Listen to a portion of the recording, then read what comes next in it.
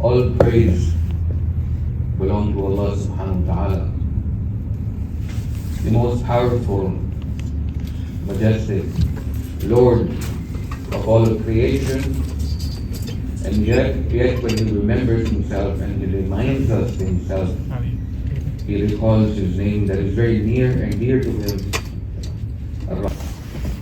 And you will notice it is a recurring theme because this blessed gathering of Jum'ah is when the mu'mineen gather together, and the mu'minat should be a place which highlights your spiritual maqam. When you gather together, when we gather together, united with our frequencies, talking in the terms of children who might understand better, when our frequencies unite, and when we pray together, and we ask together, and we call together, and we beseech together, this power we gain in just the presence of each other. We may not recognize it. Allah subhanahu wa ta'ala rewards it in abundance. He rewards it in the dunya. He will reward it in the akhirah. We will benefit from just being with each other, being present with each other, not only in each other's company, but also praying with each other. When you raise your hands in prayer, you don't only ask for what is good for yourself, but you pray for the one beside you, in front of you, behind you as well. We live in testing times, and this has always been the case. Every week you listen to a Jum'ah khutbah, this week, last year, 10 years ago, 20 years ago, 100 years ago, 200 years ago, it's always testing times. And it is true. Because if you believe that there will be a time when you will not be tested, then you haven't understood the purpose of creation. لِيَبْلُوَكُمْ أَيُّكُمْ أَحْسَنُ عَمَلًا. So you can be tested and tried, so you realize and you acknowledge and you know which of you is of the best of traits, the best of etiquette, the best of performance, the best in behavior, if I was to say. There's two themes that I want to bring our special attention to. One is sabr, and the other is tawakkul ala Allah subhanahu wa ta'ala. We've always spoken about this, we always keep reminding ourselves of it, but sometimes because we may have misunderstood the concept of sabr, and we may have misunderstood the concept of tawakkul, it may seem foreign to us. It may seem something we cannot connect with, we cannot hold on to, something we cannot establish within ourselves. But sitting with the Quran, sitting with the Ahlul Bayt, benefiting from the light of the Ahlul Bayt, we may arrive at a new definition. Many times when we hold a world view, when we look at the world outside us, we have a lens, we have a pair of glasses, spectacles, through which we look at the world. The definitions we provided ourselves. How we define different circumstances, how we define different issues prevalent, what happens to us and how we behave are defined by our beliefs. If we redefine our beliefs, we will start behaving differently. This is a very strong understanding, لَعَلَّكُمْ تَتَفَكَّرُونَ, so that you may ponder and reflect. The reason we are advised to ponder and reflect many, multiple times, to disconnect, to move away, to sit with ourselves, to be comfortable in our own company, is to revise what we have told us ourselves. Not all the time it's correct, and that is why when we arrive at reality, we hit a flux. We feel anxious. We demand something which may not exist in the real world, in the outside world. What needs to be done is to revise the definitions of how we understand certain concepts, and now with that new understanding, with a illuminated presence, when you then approach the world, you might have a different perspective altogether. When we hear the word patience, be patient, be patient. Growing up in an Arab country, every time somebody did this, it meant hold your horses. In Europe, some parts it means something differently. But in an Arab country, this meant be patient. This was a common theme. And I thought, as many of us would think, to be patient is to wait and not do anything. To be patient is to bear the burden, to hold on the weight that is crushing you, that is pushing you down, that has made your presence heavy, and then just holding on to it and not doing anything. This is what is understood of patience. But when we sit with Amirul Kalam, Amir al-Mu'mineen Ali ibn Abi Talib alayhi salatu wasalam, Allahumma salli ala Muhammad. Waiting is a part of patience. It is not all of patience. The Imam says patience is of three kinds. As-sabru ala thalathati aqsam, or as-sabru thalatha. Patience is of three types. Patience in calamity, patience in obedience, and patience in refraining from disobedience. Something has afflicted you, be patient, is one type. Patience in obedience of Allah subhanahu wa ta'ala is another type of patience. And the third type is in being patient when you are refraining from sin. That requires courage and also patience. What is patience then? Patience is being consistent in worshipping Allah subhanahu wa ta'ala.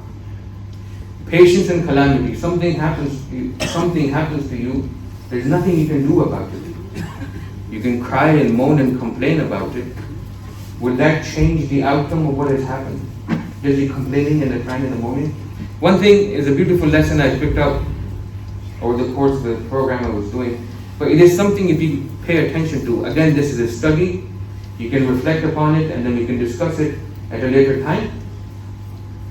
Of all the things that happen to us, of all the things that happen to me, and those things that happen to you, imagine that is 100% of your daily interaction, the income and the outgo. Out of those 100%, only 10% is within your control. Only 10% is within your control. I only control 10%. And you only control 10%. The rest of the 90% that happens to us is beyond our control. Where is the wisdom in worrying about something which is beyond our control? Where is the wisdom in worrying about something that is beyond our control? That cannot happen. There's nothing we can do about it. Of all of your life and living, all of my life and living, there's only 10%.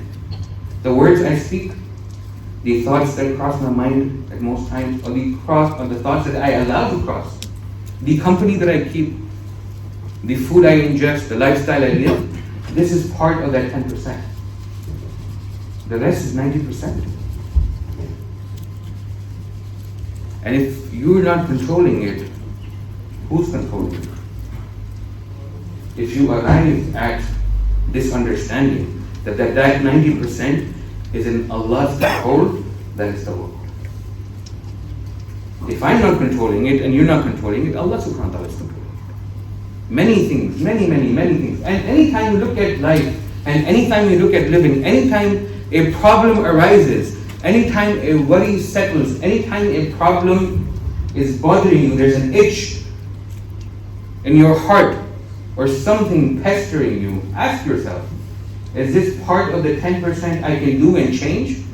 Or is it part of the 90% there's nothing I can do about it? We make our lives more miserable than we intend to make it just by the mindset we have. The Imam says patience is of three types. When there's an affliction, be patient.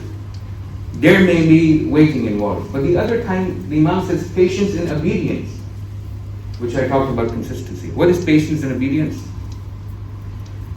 It's salah time, you're at home, doom scrolling, watching TV. It's salah time, you have time to pray, but he says, I'll pray in a little while. that push you give yourself, that is sabrun ala ta'a. You push yourself to pray awwal waqt, because one of the teachers, Allah increase in their maqamat, I said something very strong, and if you were to consider it, might change your life. He says, are you not ashamed and embarrassed to start your prayers with a lie? When you stand for salat, are you not embarrassed to start your salat with a lie? He says, how can I start my salat with a lie? He says, you pray till there's only some time left. You stand on your janamaz and you say, Allahu Akbar. Allah is big. Allah is the biggest. There's nobody bigger than Allah. What if Allah responds, no, I don't think you believe that. Because that person you were sitting with me before is probably bigger than I am. That's why you were there before you came back to me. Maybe whatever you were indulged and involved with, maybe that is bigger for you. Maybe that is more important for you. If I were truly the biggest, if I was indeed Allahu Akbar, I would be a priority. Are you not embarrassed? This is not for you. This is what the teacher said to the students. Are you then not embarrassed to start your salat off with a lie and say Allahu Akbar when you don't yourself believe it? If Allah was indeed Akbar, if He was indeed that mighty and all high, the way you believe Him to be or that you claim for Him to be, then nothing else matters. Because Allahu Akbar. What will happen to my job and my business? Surah Jumu'ah talks about this.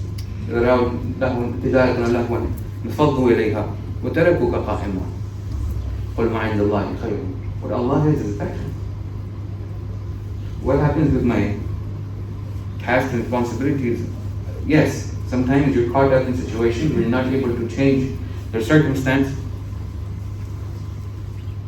But those moments when you do have the time and the ability, and this is a question to reflect on. I'm not going to hold anyone accountable. This is not my job. This is not my job. My job is to be accountable for my own actions. I have a whole list of things I have to answer for in my qabr. But the essence of Salatul Jumu'ah, وَتَوَاسَوْا بِالْحَقِّ وَتَوَاسَوْا بِالصَّبْرِ, to remind each other. Not just me reminding you reminding me as well. This is the system, this is the network, this is the safety net we have developed for each other. When you stand up in Salat and you say Allahu Akbar, reflect. I've seen ulama stand on the musalla and I've seen their hands tremble to say Allahu Akbar. Put their hand down and they lift their hands and then they put their hands down. Are you present with that Allahu Akbar when you say Allahu Akbar? Is Allah truly for you that great that you've dropped everything? When you stand and you raise your hands and you give musalla and you say Allahu Akbar, now the world is behind you. Everything is behind you, it is you and your daughter. Allahu Akbar. This is sabrun ala ta'a.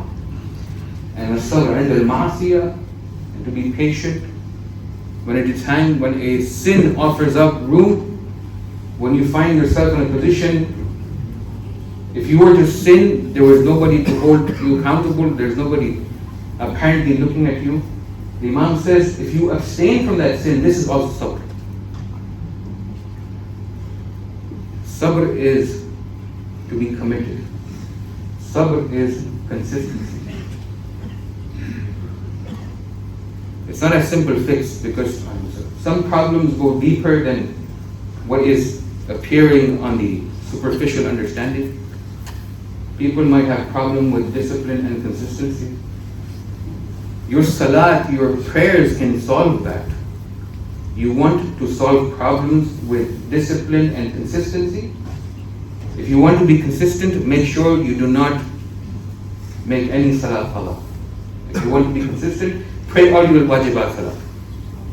And if you want to be disciplined, pray them awwal waqt. The salat will tune your behavior. The salat will tune your life. I'm not saying this. This is not human experience. This is Allah proclaiming this in the Quran. وَاسْتَعِينُوا بِالصَّبْرِ وَالصَّلَاةِ. Take help with salat. Use salat. Maulana, give me a tool I can use to help myself and fix myself. Maulana has no answers. Allah has the answers. وَاسْتَعِينُوا بِالصَّبْرِ وَالصَّلَاةِ. طَلَبُ الْعَوْنِ مِنَ الصَّلَاةِ. Use patience, sabr, and use your salat. Use them as a power pack, something that will help you, something that will hold you. Salat is not only something you passively do and then it's done now, alhamdulillah, bil alameen, I've done my wajib. Salat is what will hold you together when the world will turn against you. وَاسْتَعِينُوا بِهِ. When you feel left out and alone, وَاسْتَعِينُوا بِالصَّبْرِ وَالصَّلَاةِ. Seek help from salah. And then Allah says something beautiful. When life is testing you, when life becomes very demanding, for all ages, my brothers and my sisters, and life will test you. Sometimes you'll have an abundance and you will be tested. Because if you have something in your pocket which exceeds your needs, the Imam says, no, and understand this is not for you. You are holding it as an amana for somebody else who will come knocking on your door very soon. Everybody knows what they need to survive, and everybody knows what's in excess. I'm not an accountant, I won't sit down with everybody. This is all of us to remind each and every one of us. What is needed is yours, what is excess is an amana you're holding for somebody else. They say a beautiful phrase, it says those people who accumulate wealth, and lots of wealth, and then they eventually pass away, none of that goes with them in their grave. None of it goes with them in the grave.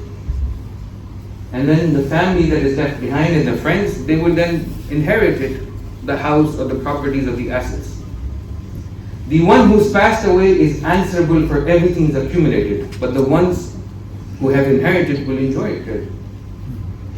You've fought for it, you've worked hard for it, you've gathered it, you've accumulated it, you've not enjoyed it to the extent, and now in your grave, you're answering for something someone else is enjoying. Where is the wisdom? Where is the wisdom? If we don't wake up to how we live, only the angel of death can wake us up. It is easy to wake someone up who's sleeping, but it's very difficult to wake somebody up who's pretending to be asleep. We can lie to our neighbors, we can lie to ourselves, but Allah will eventually bring a day in front of us where we see who we are. We get a reality check. My brothers in Iman, my brothers in faith, my brothers in Islam, each and every one of you is near and dear to me.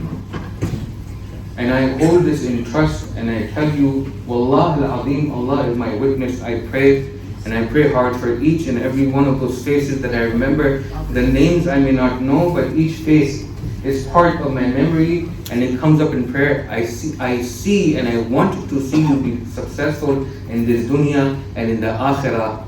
But there's only, and to the young ones who are present here, there's only for so long your parents will pull your weight before you become dead weight. It's time to grow up.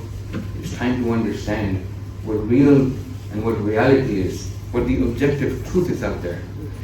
وَاسْتَعِينُوا بِالصَّبْرِ وَالصَّلَاةِ, and seek help. When you're alone, when you're destitute, when you're desperate, when there's nobody with you, seek help with sabr and salat. With sabr and salat. Patience and prayer. Patience and prayer. And when you find yourself very alone, very lonely, you know how Allah finishes this ayah? He says, إِنَّ اللَّهَ مَعَ الصَّابِرِينَ. Do not fear, you're not alone. I am with you. If you understand the power, you will never feel lonely. You may be alone. Being alone does not equal to being lonely. You may be alone, but you're never lonely. Yusuf was alone in the well. But because the dhikr of Allah subhanahu wa ta'ala was with him, there were angels coming to him, visiting him in the well. There's a promise to come, Yusuf. You saw what you saw in your dream, Yusuf. Your father interpreted the dream from you, Yusuf. Your brothers have done what they've done to you, Yusuf, but you are promised to be a king, Yusuf. But you will go through life.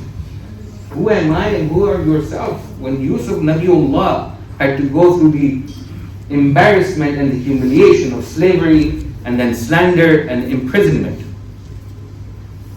Who am I and who are you to complain to Allah subhanahu wa ta'ala when Musa had to be separated from his mother and he was only an infant?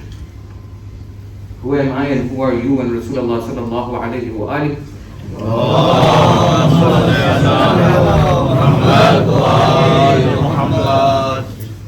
was orphaned at an age so tender, and he had to live.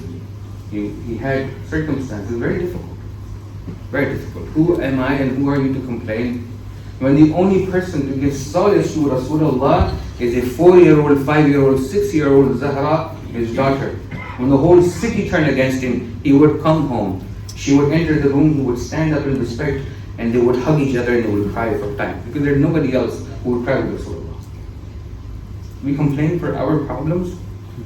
Most of our problems are self-inflicted. It is only for us to register and revise. Most of our problems are self-inflicted. There's people in this world suffering right now, in different parts of the world, going through very difficult tests and tribulations. It does not have to be only related to the Muslim Ummah. Kalimat Tawheed is not only for, oh, this is only for Muslimin, now we have a monopoly on the word Tawheed. No. Tawheed is for anybody who turns to Allah subhanahu wa ta'ala. I don't hold the gates. I'm not in control of those things. Many of people who are generational Muslims will die worse than the deaths of kuffar. And many of people who've been generational kuffar, one day when they see the light of Iman, it will shine so bright that they will become shufa'a on the day of Qiyamah and on the day of Mahshar. It is not in my control, it is not in your control. What is in control is the 10% that we practice. The 10% we can control. وَاسْتَعِينُوا بِالصَّبْرِ وَالصَّلَاةِ بِسْمِ اللَّهِ الرَّحْمَنِ الرَّحِيمِ وَالْعَصْرِ إِنَّ الْإِنسَانَ لَفِي خُسْرٍ إِلَّا الَّذِينَ آمَنُوا وَعَمِلُوا الصَّالِحَاتِ وَتَوَاصَوْا بِالْحَقِّ وَتَوَاصَوْا بِالصَّبْرِ. اللهم صل على محمد وآل محمد. اللهم صل على محمد وآل محمد. اللهم صل على محمد وآل محمد. بسم الله الرحمن الرحيم والحمد لله رب العالمين والصلاة والسلام على سيد المرسلين وعلى آله الطيبين الطاهرين الغر الميامين المعصومين لا سيما بقية الله الحاضر صاحب العصر والزمان عجل الله تعالى فرجه الشريف. اللهم صل على محمد وآل محمد وعجل فرجه. I've said this before, and I will say it again, and I don't mind, no matter how many times I have to see my beautiful brothers that sit in front of me, I will remind myself and themselves, life is meant to be difficult. For those young ones who enjoy their video games, who might be able to relate, when you play on easy every time, and every level is just a speed run, you will put the console or the controller down and you tell yourself, this is no fun. Because human beings are designed to be challenged. When you're challenged, you grow.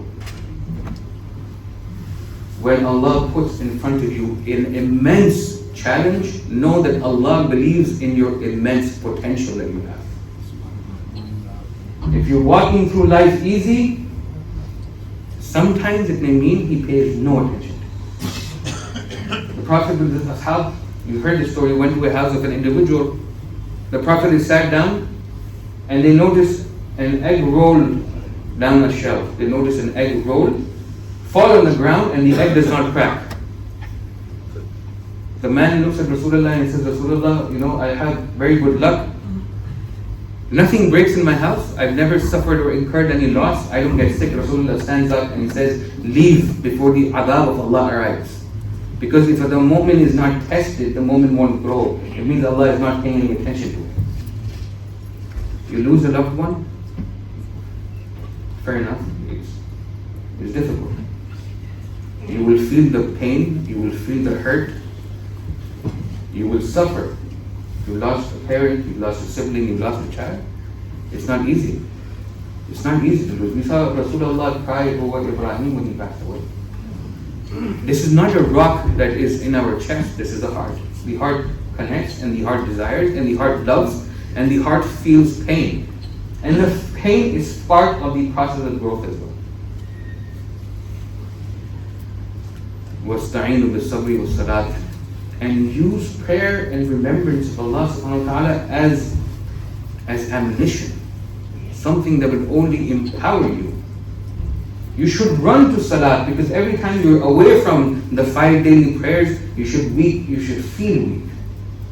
You get in your musalla, you get charged up again, and then you go attack life and conquer life and become the best version of yourself. The Imam does not promote that people be poor. No, Imam, if you look at the hadith of the Imam, he says, go work. Do, earn, and spend on your family. The best, he says, husn al-khuluq. Good etiquette is 3. Stay away from haram. Go towards halal, talabul halal. And do spend on your family. What will you spend if you have nothing you've earned? Earn, spend on your family. Become independent, per se. The worst of the Muslim, the Prophet says, is the one who's dependent on other people. The worst of them. Islam will teach you independence. And what better independence than Islam? I answer to no one. When you testify, when you do the adhan, what do you say? Ashhadu an la ilaha illallah. I answer to no one except for who? Allah Jalla Jalaluhu. Nobody else. Allah has created you free. Yes, the paradox exists with Imam Hussain that he's called the Abul Ahrar, the Lord of the free men. The Lord of the free men. You come to Hussain when you're free. Free from the shackles of desire, free. And this is an ongoing process. But it starts with giving it thought. It starts with making an intention. All of us are gathered here on this blessed day of Jum'ah. This day is Mubarak. This day that we witness is Mubarak. The day has barakah in it. You want it, you don't want it, you desire it, you don't desire it, the barakah is coming for you. And you will feel it on an existential level, on a soul level, on a physical level, wherever you feel it, you will feel the barakah arrive at you. Now to multiply and magnify this group of people sitting in front of me, this population of people that's sitting in front of me, these are not just people who are walking off the street come sitting here. Your arwah have testified anna la ilaha illallah wa Muhammadun Rasulullah wa Aliyyun Waliyullah.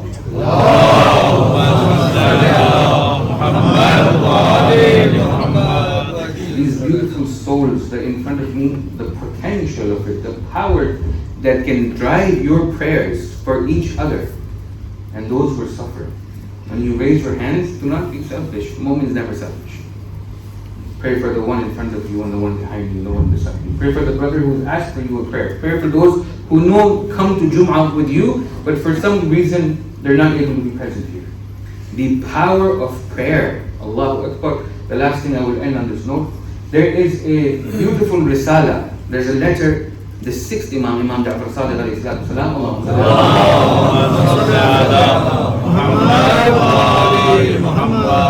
Shaykh al-Kulayni has brought in his Rawdatul Kafi and also in his Rasail, the Imam wrote a letter to his ashab and he instructed that this is for the khawas al-ashab. These are for my companions who pay special attention to our instructions. If I was to print it out, it would be 12-13 pages on an A4 size paper. I couldn't bring the whole thing here. The Imam instructed for this to be recited after every salat. Read this. This is your manifesto. If you're looking for it, just type in Google the letter of Imam Sadiq to his companions from Kitab, either Al-Rasail or Rawdatul Kafi.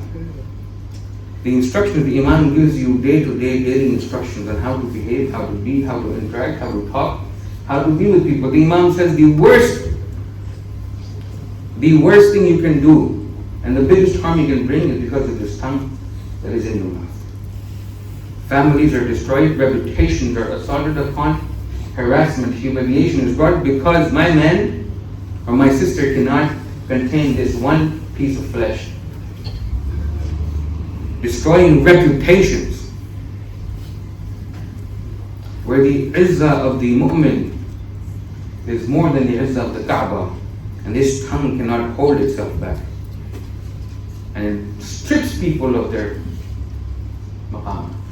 How dare one show up in front of Allah subhanahu wa ta'ala expecting mercy from Allah when he himself is not merciful to his brothers and sisters? What duality and what hypocrisy is. Talk about the social world and what's going on outside. It's easy to point out at the enemy outside. But this is not the maktab of Ahlul Bayt. يُزَكِّيهِمْ وَيُعَلِّمُهُمُ الْكِتَابَ وَالْحِكْمَةَ. The tazkiyah starts at home. We wake up before the angel of death will shake our shoulders and say, Ya Allah, it's time to go. We have 3 janazas just here recently. Did anyone plan on not dying? Is anybody here who's planning on not dying? Wherever you are, yudrikkumul maut. Wherever you may be, death will find you. You know what that means? It is chasing you up. One day it will catch up to you. The day you were born, death is behind you, taking its steps, slow strides, and one day you are fatigued, you are tired, and you're done running away. That is when death comes to your shoulders and it tells you time to leave.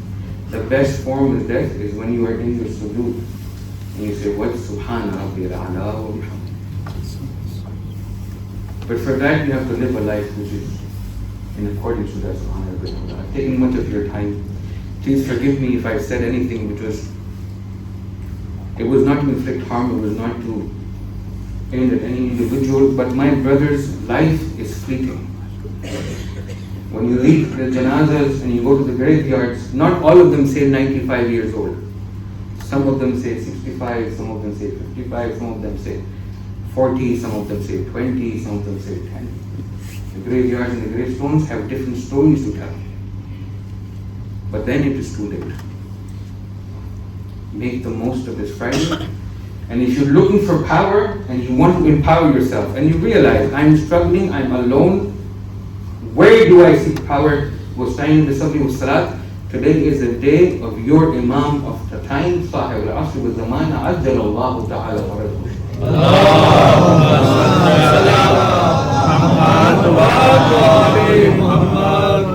From now till Maghrib you have a couple of hours or more.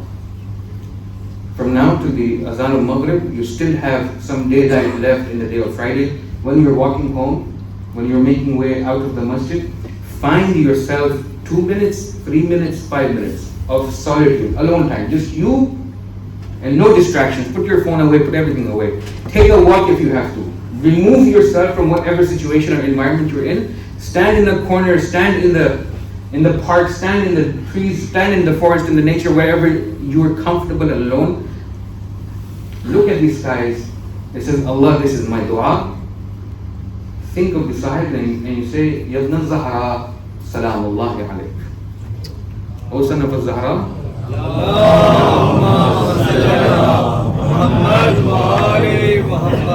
nothing can help you than the Imam of your time when you call upon him.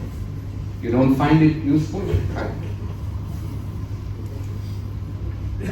It is against the karam of the Ahlul Bayt that one of them calls upon them. He's alive and he's present and he's listening and he knows and he does not respond.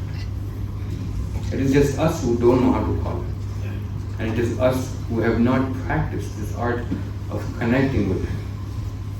Forget everybody if you have to. Do not forget the one because of him the ni'mat come to you and arrive at you.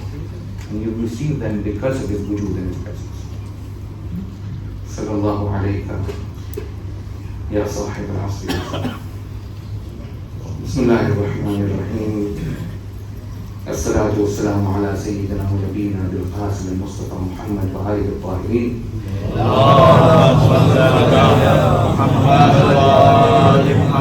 سيما علي أمير المؤمنين وحبيبة الزهراء المرضية والحسن والحسين سيدي شباب الجنة.